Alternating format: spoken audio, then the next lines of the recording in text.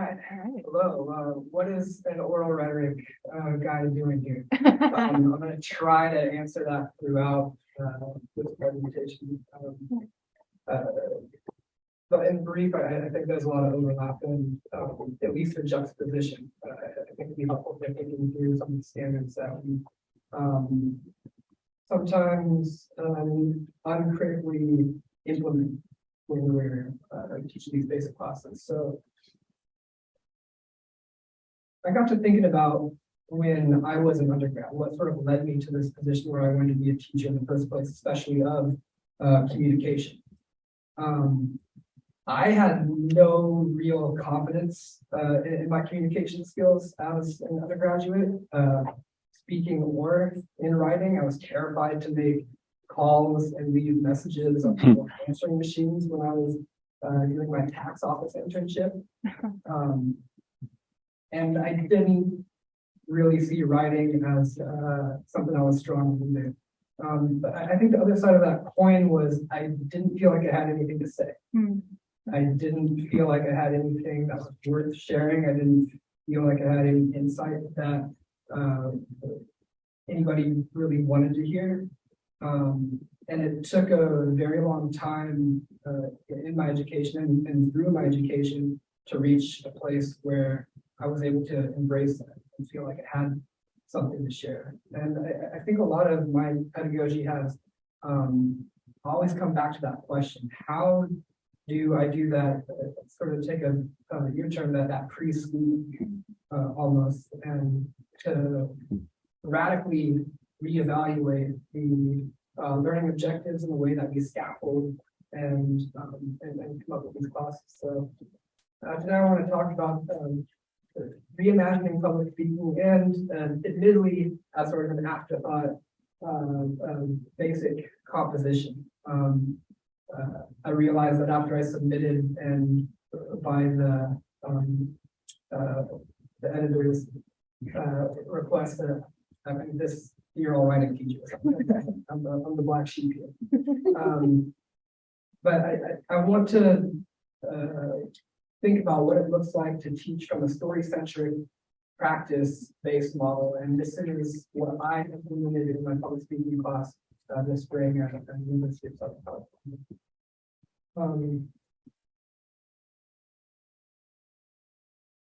And I don't see these courses as necessarily being too different. I'm very aware of the differences between oral and written rhetoric. But I kind of lament the fact that they've grown so much apart. When my grandfather was a teacher, he was an English teacher, but he was in the speech communication department. This was back in like the 70s, I believe. And there was no split. It was reading and writing. We learned to write, we learned to come in, and of course at that time foundation and another thing too, but still there was this marriage between writing and oral rhetoric, and that's something that I'm really glad Dory that you brought that up, because I think it is super important to at least bring a little bit of it. And I'll go into a little bit more of why. Both of these are beginning teaching courses as well. I've taught public speaking as an undergrad in sort of a service learning setting. I've taught it as a master's student, as a graduate teaching associate, and now I'm teaching it as a doctoral candidate as a teaching associate. And every time that I taught this, I was given a syllabus and a textbook and told, like, this is just the way that we do things. You're welcome to go off and do something different, but we encourage you not to. And it was kind of the subtext, and in some ways pretty direct, because the focus was to be more on our research at the time. I've always been more teaching oriented than research oriented. And so this was uncomfortable. It's always been uncomfortable. I tried to push back a little bit and make it my own when I was in my master's program, but I didn't quite get there. And I decided to just throw it all away and try something completely new while holding on to some very basic principles of it when I taught it this spring. But one other thing is these are both early contact courses, and what I mean by that is that these are typically courses that we're teaching undergrads, and a lot of the time we're teaching undergrads that are there in their first couple of years. Some, just from talking to folks here today, I know that's not always the case. I know that sometimes you get people when they're seniors. I definitely get people who have been dodging public speaking their whole college experience, and like, okay, damn, I'll take it at the 11th hour. But I think this at least makes me reflect on my responsibility. Given that we are in these highly generalized communication courses, how can we best try to gear these courses towards students so that it's helpful for everything that they do in their college careers, and to try to find some transference between the assignments that they do inside that classroom and all of the other classes that they take. And I think a lot of this goes back to that initial question that I posed. It's like, if I don't feel like I have something to bring, if I don't feel like I have a point of view or insight to bring into the assignment, a lot of the time it's going to be silence. Mm-hmm. And so I'm continuously playing with this question of how do we help extrapolate these communication skills to other assignments and beyond every day. And so that's what this class was sort of doing. I have a few questions here. I'm going to try to save these to the end, and hopefully we have a little bit of time. I'm terrible at time management. I thought this was a good idea when I was making the slides. Probably won't be. But at least I would say take a glimpse at these and not only reflect as I speak through my presentation about some of the standards that I'm kind of pressing back against, but a lot of the standards that have been pressed back against today in all of your presentations, and I got a list of them that hopefully I can at least call a few out, because I think there's some beautiful things to name. So how did I get here? I was teaching these public speaking classes as an undergrad, as a grad student in different capacities. And at the same time, starting my undergrad, I joined a performance ensemble. A performance ensemble created for social change at Cal State University Northridge. And this was, we used Bawalian theater of the oppressed, and we always started with a question. And that was, what is something, and I'm paraphrasing here, but what is something that you've been upset with, or some challenge that you bumped into with culture? But tell it from a personal story. Tell it from your perspective. And so we would have a diverse group of people show up every semester and tell a very heartfelt story to each other. And some stories were very hard to do and very hard to process through, and especially in the social setting. It was the first time that a lot of these students got to voice these stories and have a group of peers hear them. And we brought that model into Ruth Youth Build. It was a continuation of school for at-risk youth in San Fernando Valley. And it was one thing being able to see it with your peers and with college students, but to bring it into a setting where these students had no performance and background, and a lot of them were just excited to be in something that was different than what they were doing each of the day-to-day. And it was a profound experience for me. I remember this one, the teacher came up to us at the end of the year. I don't think it was even at the end of the year yet, it was in the middle of the semester. And he said, guys, you'll never believe this. There's this kid, we'll call him Brian. And he used to show up to school every single day wearing hoodie over his head and would hardly smile and was really closed off. And after being able to write his story down, come in and share it, and realize that he was definitely not alone in his struggles, and especially in that setting, and that he had something to tell. He had something to start to create with. Mhm. And he was now coming to school and he wasn't wearing that hood anymore. And we saw him smile here and there. And him and this other student were starting to write rhymes after school. And so this was, for me, it showed me like, okay, there's something to this process that like, I didn't expect this at all. I felt like I didn't even know what I was doing with the performance stuff. I didn't really have a background. And then that led me to, in some ways, finding my own voice and starting to write performance poetry, which gave me the opportunity to teach performance poetry at California State Prison, Los Angeles, and Lancaster, which was, it was unlike any other teaching experience I ever had, just because not only was everybody there, they really wanted to be there. There was no grades. But it was also a space where inside that gym, all of the very rigid lines that were drawn between people on VR were dissipated. And now you have this very powerful space that it was possible to create, where you could dissolve those lines and especially across racial lines. Now you could have a conversation and tell stories and show some emotion and actually become vulnerable and find at least a very ephemeral camaraderie. And while I was doing all of these performance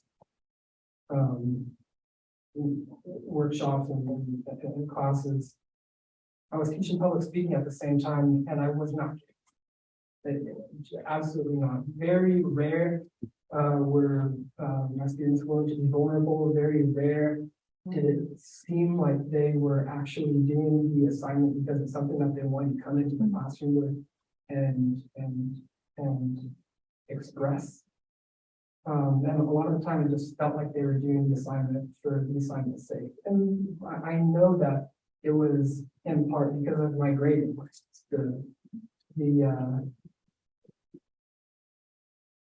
The outline is a teaching and a grading tool as much as a grading tool as much as it is a teaching tool. And I felt like I was constraining my students and not able to rationalize a lot of the sort of logical organization that I was teaching them, at least in the way that I was teaching it as a way to scaffold the class. So there's something missing. And I didn't see these two different worlds that I was immersed in as being able to converge. I had a felt sense that I could bring a little bit of performance into my public speaking classes and a little bit more improv, and I did, but it wasn't quite there. And so the lessons that I learned from this story-centric performance art model were that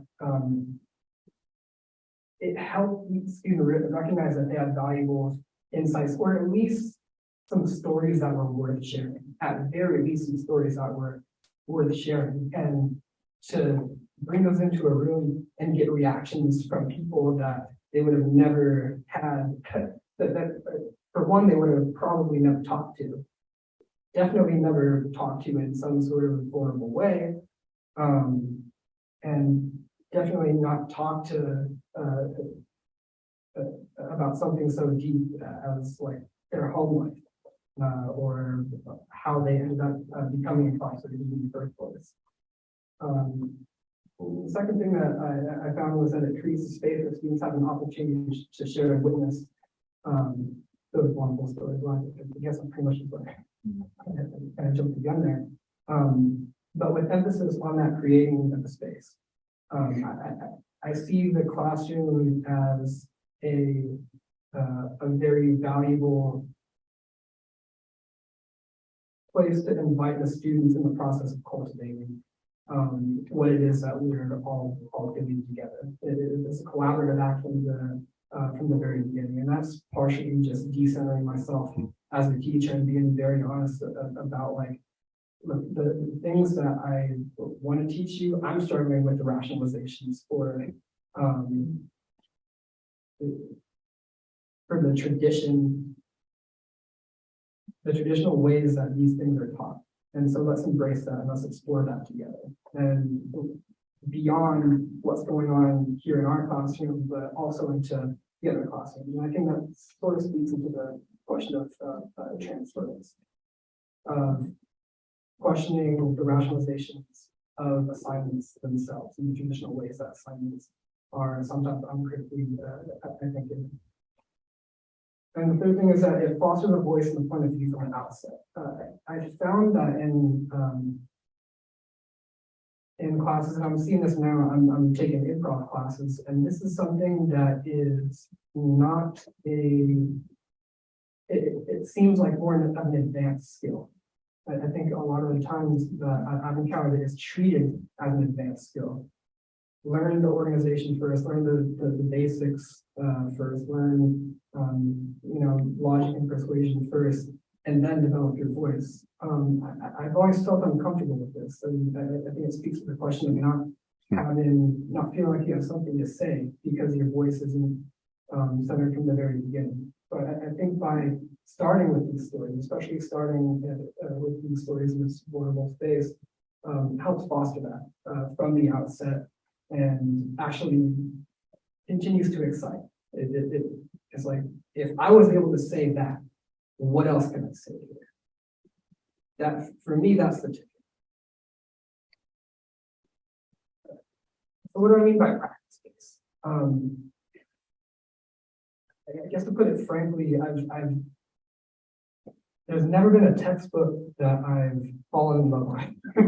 There's never been a textbook that I've like kept on the shelf, or a textbook that I felt like was something that I wanted to warmly embrace. And a lot of it was because it was more theoretical, scaffolding in a way where it was like how to very dry and political. This is my experience of textbooks, and I think it pushes us away from a practice-based way of running our classes. And honestly, I kind of wish that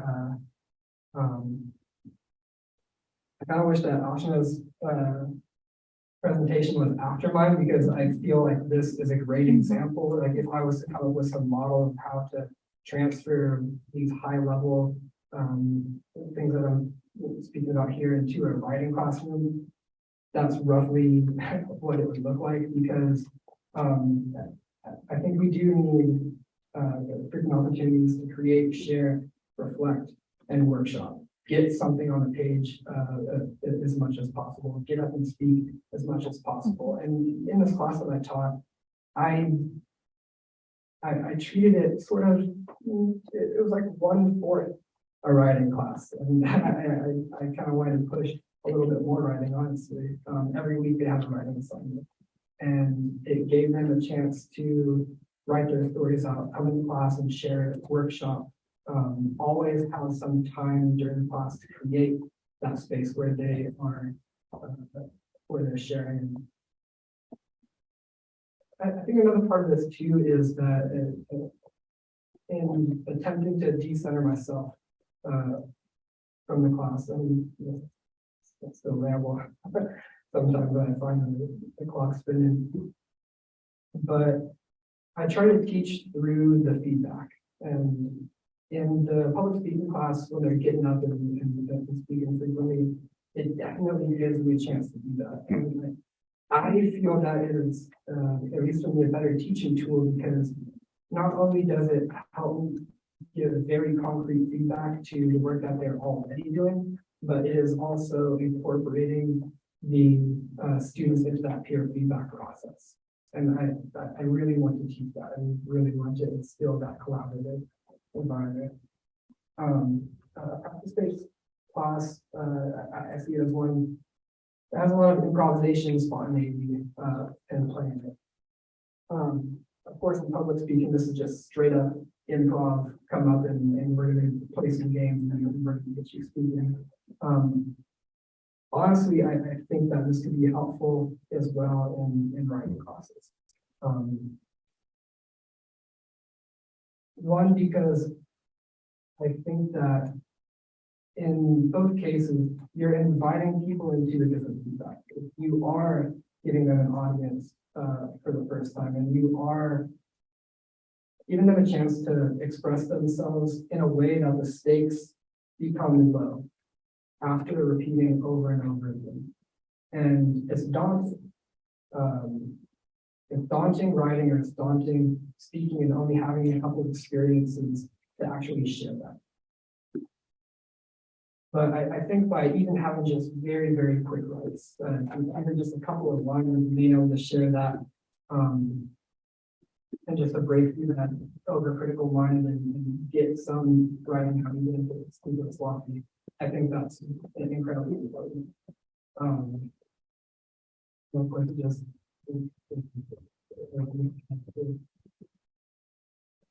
and also introduces a bunch of different ways that you can get into a writing assignment or speaking.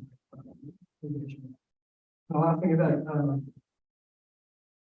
what I hoped for this class is that it's situated story writing and telling as a life practice. It's really a class about building awareness. A class about building awareness of the stories that we are immersed in that characterize our entire life, whether it's the stories that we tell ourselves, and what about our identity, the stories that we encounter through media, the more grand stories of our culture that we're immersed in, and to start to think about ourselves in relationship to these other stories, what these stories do to us.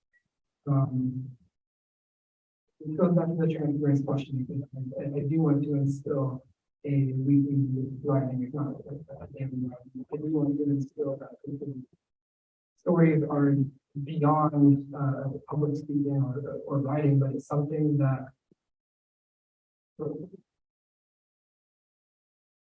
there's going to be very few instances where people are going to have a public speech to do after they graduate. There's very few instances where you're going to have to write like a 5-paragraph essay or some very formal essay for a lot of students. So what do we do with that?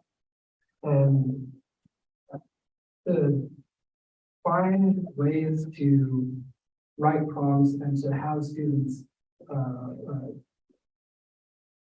opt into it, invite them into the assignments that show that it breaks through these formal settings, these rarefied settings. Write a letter. You're going to be out partying with some friends this weekend. You're going to be around 4 or 5 people. There is your public speaking opportunity. You have a chance to tell a story. You're inviting yourself into these occasions. And so that is one principle that I was trying to instill all throughout.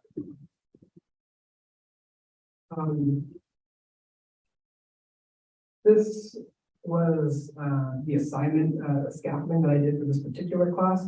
And honestly, it's not super different from, I think, the typical public speaking or composition course scaffolding of assignments, starting with a personal story. And I always ask them to tell a defining moment of their life story. And this is a way of getting them to share some wisdom, share some insight that they have without putting them on the spot, that you're teaching something. You're teaching, you're sharing your wisdom. But in sharing with their stories, exactly what they're doing. And then that becomes a little bit more explicit in the second assignment, telling the teaching story. And this is more of like that expository assignment. an informative assignment. And then it gets into the controversial topic. I found in a lot of my public speaking classes that I've taught or been in that these typically go more towards like straight politically controversial assignments. In this class, just because of the space that we created, I think we were able to discuss more of taboos. What is difficult to even bring up about what feels vulnerable? And this is, I forget who asked the question earlier, how do you negotiate what is too vulnerable for students? And like, are you pushing them too much? Are you expecting too much from them? My take on this is to encourage my students, push yourself just beyond yourself, just slightly beyond what you feel is comfortable for you to bring into this class. I'm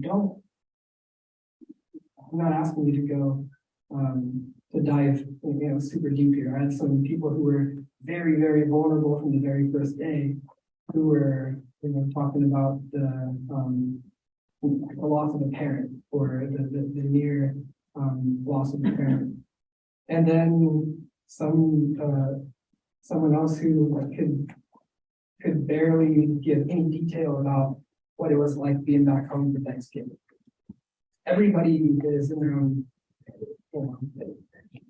is at their own level of comfortability with what is vulnerable for them.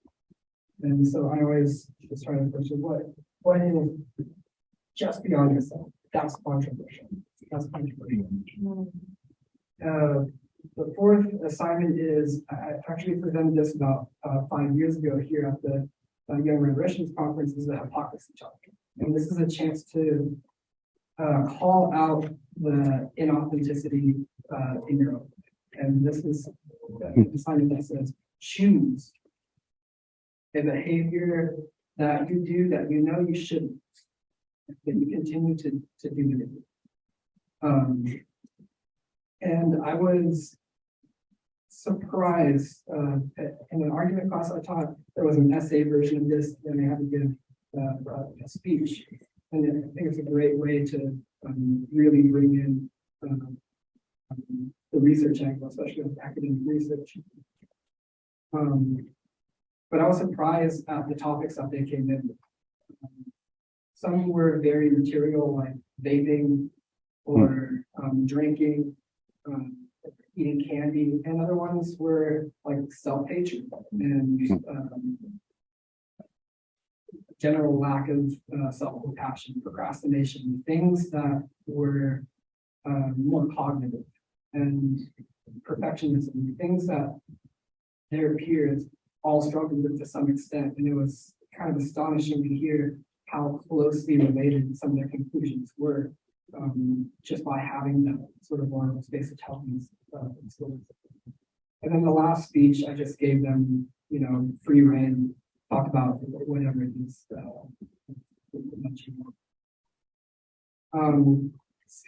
Sort of go back to Dory, she might have the better AI meme. I do see this as a way, and I'm glad that you brought in the oral assessment could be a way around this. I do think that this is one strategy. I do want to echo that, although I did have an experience where a student turned in this, it was supposed to be a personal narrative, and I used Turnitin, and now Turnitin has this AI detecting software, and it said that it was like it flagged it, and so, but I don't yet trust the software. So it was like that. I think a better meme would have been that guy that's sweating and trying to decide between two buttons and trust the human or trust the machine. But I do think that this is one way to negotiate this. I just went wild and used a bunch of different books. I used Annette Simmons' book, The Story Factor, which I highly recommend, that gives a it focuses on the how you tell a story and who you are as a person that is telling the story, more in the like how to organize it. And for me, it's like the complete antidote to every public speaking textbook that I read, and I think it has great. I think that it can be helpful to consider for competition. Well, in terms of studying storytelling, and of course, I have some other books that are more like improving your storytelling, which is very much one knows how to some mindfulness, freedom effects, and even some poetry. During these classes. And one last thing, I said that this class was, I kind of wanted to do more of a writing class. On the very last day, I gave them all journals. It was a small class, there was only 10 people. So I gave them all journals. And one of the last things I said to them was that your story's already being written up and you're holding it. And this was just like a last parting words of encouragement to, continue thinking about your greater story and all the stories that you tell and how they reflect back on you. And whether or not you use this journal or not, whether or not you write one word, let it be a reminder that your story is already. Thank you.